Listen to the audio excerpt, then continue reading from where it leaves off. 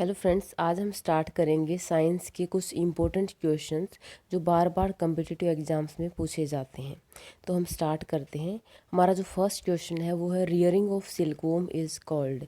इनकी जो सिल्कवॉर्म होता है, रेशम का कीड़ा होता है, उसको जब हम पालते हैं उससे रेशम प्राप्त होता है हमें।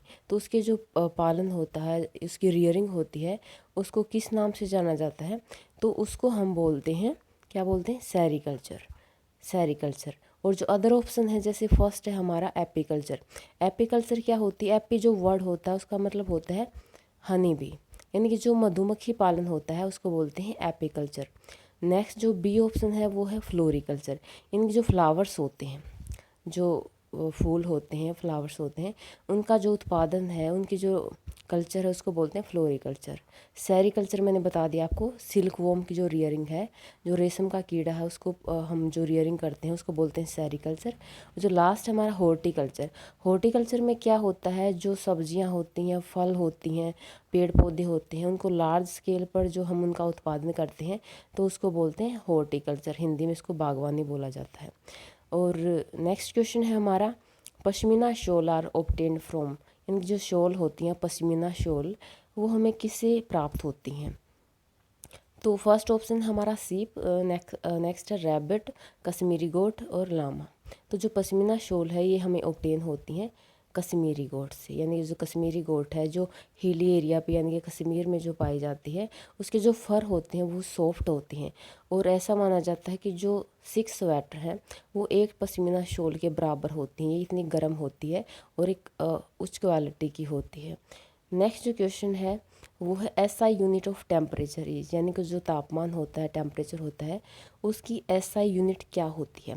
देखो, टेम्परेचर की 3 यूनिट होती हैं। डिग्री सेल्सियस होती है, फ़ारेनहाइट होती है और केल्विन होती है।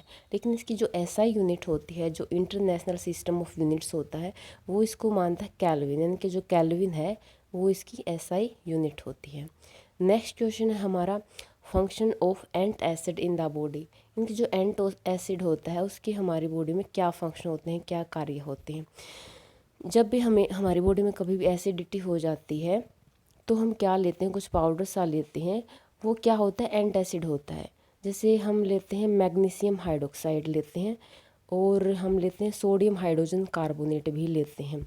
तो जो मैग्नीशियम हाइड्रोक्साइड होता है या सोडियम हाइड्रोजन कार्बोनेट होता है वो एक बेस होता है। जब हमारे शरीर में ज़्यादा एसिड बन जाता है और एसिडिटी हो जाती है तो हम जो बेस लेते हैं मैग्नीशियम हाइड्रोक्साइड, वो उसको न्यूट्रलाइज कर देता है, यानी कि जो एसिड बना हमारी बॉडी में उसके इफ़ेक्ट को बिल्कुल ज़ीरो कर देता है, नेगलेक्ट कर देता है या न्यूट्रलाइज कर देता है। तो इसका जो आंसर हो जाएगा वो क्या हो जाएगा? जो एंटासिड है वो क्या करता है? न्यूट्रलाइज द एक्सेस एसिड, यानी जो हमारे शरीर में ज़्यादा एसिड बनता है उसको न्यूट्रलाइज कर देता है। नेक्स्ट क्वेश्चन जो है वो है द एसिड फाउंड इन स्पिनचेज, यानी कि जो पालक होती है, स्पिनच को क्या बोलते हैं? पालक। तो इसमें कौन सा एसिड पाया जाता है? ये वेरी इजी क्वेश्चन। तो इसमें ऑक्जेलिक एसिड पाया जाता है।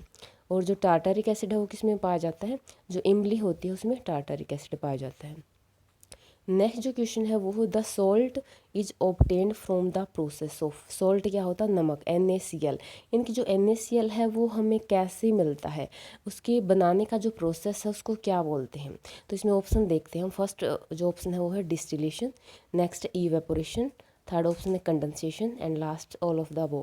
तो इसमें जो बेस्ट जो होता है वो होता है इवेपोरेशन, यानी कि इसमें क्या करते हैं, जो समुद्र का पानी होता है उसमें सोडियम क्लोराइड होता है, तो जो समुद्र का पानी होता है उसको हम एक जगह पर इकट्ठा कर लेते हैं, और जब भी धूप होती है तो उससे क्या होता है, जो वाटर होता है वो तो इवेपोरेट हो जाता है, यानी कि भाप बनकर उड़ जाता है, और नीचे हमारा क्या बच जाता है? सॉल्ट बच जाता है सॉलिड फॉर्म में। बाद में उसमें क्या मिलाया जाता है? आयोडीन मिलाया जाता है, जिससे वो कंज्यूमेबल हो जाता है।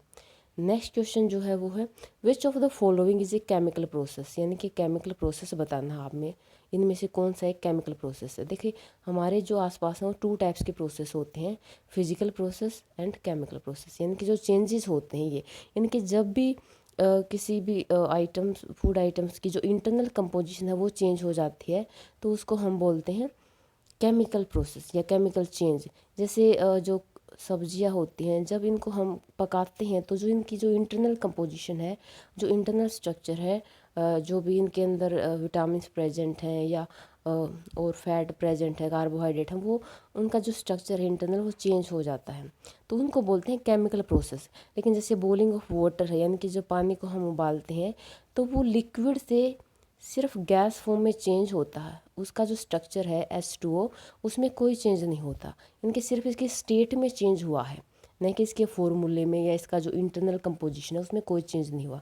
तो ये होता है आपका फिजिकल चेंज। तो इसका आंसर क्या होगा इस क्वेश्चन का, यानी कि हमें केमिकल प्रोसेस या केमिकल चेंज बताना है, इनमें से कौन सा है, तो वो हो जाएगा हमारा B option, cooking of vegetables. और एग्जाम्पल इसके बहुत सारे हो सकते हैं, जैसे दूध से हम दही बनाते हैं तो वो भी हमारे केमिकल चेंज होता है।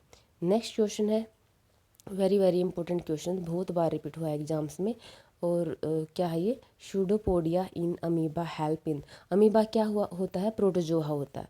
अमीबा के अंदर कुछ शूडोपोडिया यानी कि कुछ फॉल्स फिट होते हैं, यानी कि जो शूडो वर्ड है उसका मतलब होता है फॉल्स और पोडिया मतलब फिट।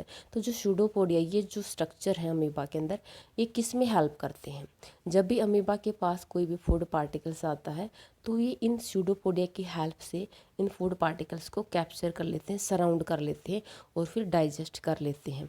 तो ये जो शूडोपोडिया हैं किस में हेल्प करते हैं, in the capturing of food particles, food particles को पकड़ने में हेल्प करते हैं कौन, शूडोपोडिया। अभी रिसेंट में जो एग्जाम हुआ KVSPRT का, उसमें ये क्वेश्चन पूछा गया था। और अमीबा के अंदर जो एक्सक्रीशन है उसमें कौन हेल्प करता है, अमीबा में जो एक्सक्रीशन होता है उसमें यूज होता है, अमीबा के अंदर कुछ खाली स्पेस होते हैं जिनको बोलते हैं कॉन्ट्रैक्टाइल वैक्यूल्स, इसके अंदर अमीबा का सारा वेस्ट होता है, और इन कॉन्ट्रैक्टाइल वैक्यूल्स की हेल्प से अमीबा क्या करता है, जो भी वेस्ट होता है इसके अंदर उसको बाहर निकाल देता है। नेक्स्ट जो क्वेश्चन है वो है ए माइग्रेटरी बर्ड इज़, यानी कि माइग्रेशन का मतलब होता है एक जगह से दूसरी जगह पे जाना, तो इनमें से आपको बताना है कि माइग्रेटरी बर्ड कौन सा है। तो वेरी इजी क्वेश्चन, जो साइबेरियन क्रेन होता है, यानी कि जो सारस होता है साइबेरियन का सारस, ये साइबेरिया से आते हैं। जैसे हमारे हरियाणा के जो सुल्तानपुर झील है वहाँ पे भी बहुत सारे साइबेरियन क्रेन आते हैं विंटर सीजन में। तो ये अनफेवरेबल जो कंडीशन होती है उनसे एस्केप होके यहाँ पे आते हैं, तो और बाद में जब वहाँ पे फेवरेबल कंडीशन होती है तो वहाँ पे दोबारा से माइग्रेट कर जाते हैं। तो ये हो जाएगा आपका इसका answer Siberian crane. Next question है, और ये हमारा लास्ट क्वेश्चन है, the best soil to grow paddy is. Paddy क्या होता है, यानी कि जो धान होता है उसको उगाने के लिए सबसे जो बेस्ट सोइल होती है वो कौन सी होती है, loamy, sandy soil, clay and sandy loam. तो जो बेस्ट सोइल होती है पैडी के लिए वो होती है क्ले। क्ले क्यों होती है, क्योंकि इसकी जो वाटर होल्डिंग कैपेसिटी है सबसे ज़्यादा होती है, सबसे ज़्यादा मात्रा में पानी को ये अब्जॉर्ब करके रखती है, और पैडी को सबसे ज़्यादा ज़रूरत होती है वाटर की, तो clay is the best suitable soil for paddy. अब लास्ट में आपसे पूछती हूँ कि जो कॉटन होता है, कपास जो होती है, उसके लिए बेस्ट जो सोइल है वो कौन सी होती है, you can comment in the comment section.